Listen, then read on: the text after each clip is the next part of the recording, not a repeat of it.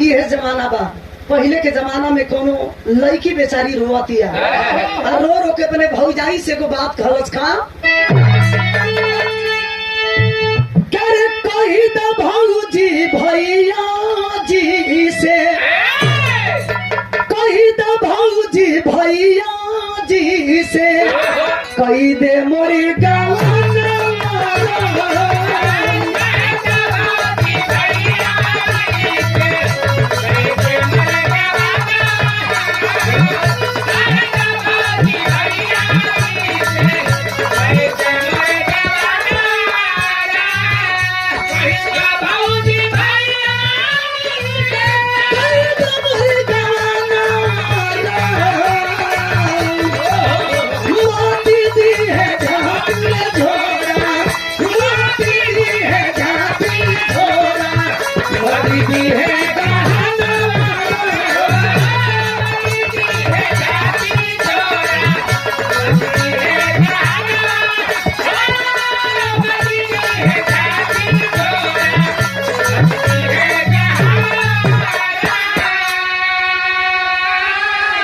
मत दी है झापी झोरा मत दी है गहना वाला और क्या कहे दुई गो चीज हुई आदि है चौकी और बेलनवा राम काहे खाती मंगल रहो रोटी पे खाती कि अलगा होगा तो काम करी लेकिन हरी देखा बिरहा के भाव कवि जी लिखत हो क्या रे दोस्त हो के भइला काहे दोस्त हो के भइला काहे भारी दुश्मन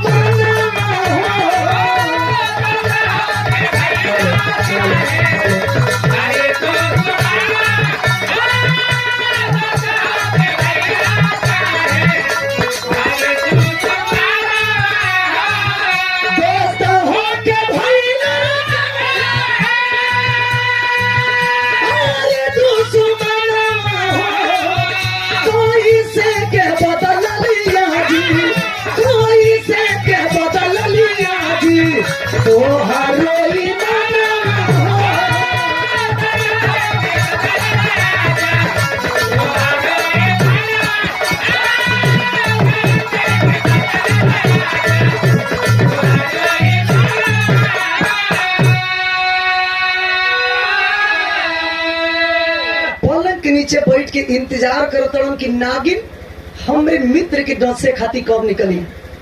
रात के घड़ी जब 12 बजे नागिन डसे खाती जब आए के नागपाल राजा के पैर पे बैठल यूसुफ मुसलमान का लड़का पलंग के नीचे से निकलता है और नागिन के ऊपर वार कर दिया। नगिनिया दो खड़ा में बट गई लेकिन एक ही लेकिन हो गई। नागिन के खून के छींटा नागपाल राजा के ही गाल पर पड़ गई। सोचा था यूसुफ कि अगर हाथ से उठाई तो हमारे मित्र की नींद बेकार हुई, अगर जाग जाए तो मेरे मित्र के मन में शंका हुई।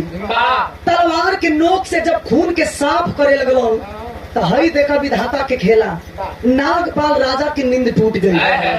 अपने मित्र के हाथ में जब तलवार देखलो पैर के नीचे से जमीन खिसक जाता है। सोचने पर राजा मजबूर हो जाते हैं कि जिसे हम भाई से भी बढ़कर के समझ रहे थे आज मेरा मित्र मेरे जान का दुश्मन बन गया। राजा के विश्वास नहीं हो लेकिन यूसुफ मुसलमान का लड़का रो रहा है और कहता है कि भैया आपको शायद मालूम नहीं मैं आपका जान का दुश्मन नहीं हूँ, आपके जान बचावे खाते आई नहीं है भैया, आपके जान बचावे खाते ये सुहाग रात में आई रही है। अगर ये बात के सच्चाई बताई तो शायद तो के जानकारी निके हमारा शरीर पत्थर के हो जाए। स्वार्थी राजा कहता है कि चाहे पत्थर बन जाओ या पानी बन जाओ लेकिन तुम्हें सच्चाई बताना होगा। है देखी स्वार्थी राजा स्वार्थ में अपने मित्र को भूल गया, तुम्हें सच्चाई बताना होगा। कल उसकी सच्चाई जानना चाहते हो ना तो जा बगलिया में नगिनिया के मार के वो खांची के नीचे तोपले बने देखो तो सच्चाई मालूम हो जाये। नागपाल राजा ये बाबू चल हम जब खांची के उठाई के देखल तो वो नीचवा नागिन पड़ल बिया। नगिनिया के देखलन विश्वास भई लेकिन जब घूम के अपने मित्र के ऊपर जब नजर डलन तो देखा तो कि यूसुफ मुसलमान का लड़का पत्थर बन चुका था। अब पछताने से क्या होगा जब चिड़िया चुंग गई खेत। सोचा था कि काश अपने मित्र के बात मान गई थी ताज हमार मित्र पत्थर के ना बनल है। रहे। ये दुनिया में जिंदा रहत अपने मित्र के पत्थर से असली रूप में ले आई। वाह कैलन का बिरहा के अल्लाह लिखल गई।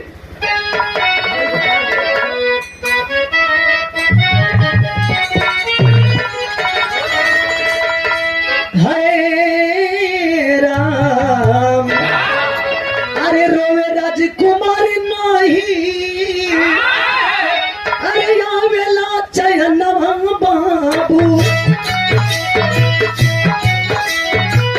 झारी झारी बारी से नयन रे जलधार।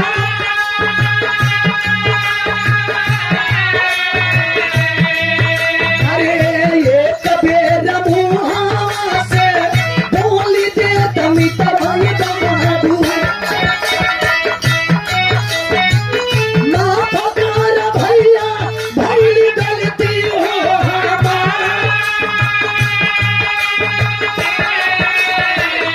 हाथे आइल हीरा के गा यहाँ मधी हरी बाबू,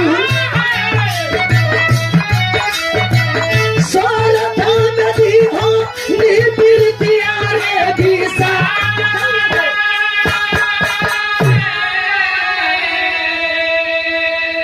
काश अपने मित्र के बात मान गई रही थी, ताज हमारे मित्र ये दुनिया में पत्थर ना बनी। अपने मित्र के पत्थर से असली रूप में ले आवे खातिर बिरहा सुने वाला भैया लो नागपाल राजा मैं राजपाट त्याग भेलो। ये दुनिया में अपने मित्र खातिर कोनो उपाय लगाई और उपाय लगाई कि अपने मित्र के पत्थर से असली रूप में ले आई। पागल के सम्मान हो जाते हैं।